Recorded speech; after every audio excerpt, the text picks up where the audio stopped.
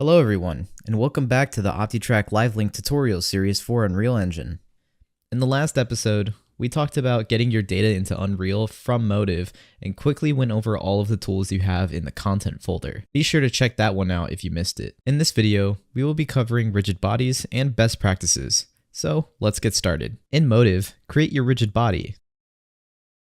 This asset will now appear in Unreal Engine's Live Link window. Let's add a mesh to the viewport. So we're going to go to Shapes and add a cube.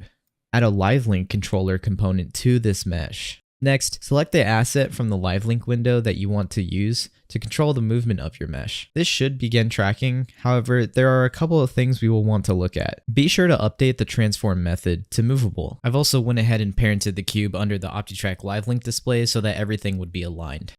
It's important to keep in mind that wherever the pivot of your rigid body is where the origin of the mesh will go. Let's look at an example. Here, I have a sword rigid body and a mesh for this example. We can add the mesh in Unreal Engine and immediately see the issue. When creating this mesh, setting the pivot or origin is important and should be intentional. We do the exact same when creating the rigid body. Now, move the pivot for the rigid body to the same location as close as you can. For my example, I have placed a marker exactly in the same location as the pivot origin on my mesh. Therefore, I can select the pivot and the marker and go to modify and select the align to marker option. Now we can review in Unreal and see that we should be perfectly aligned. You may need to make some adjustments to your tracked object, and you can do so in either Motive or Unreal as you see fit. You can see here that I am cross-referencing Motive and Unreal to see exactly how the rotation of the mesh looks. If you know your object may need a simple 90-degree rotation, you may be able to use the Modify pane and apply your rotations there.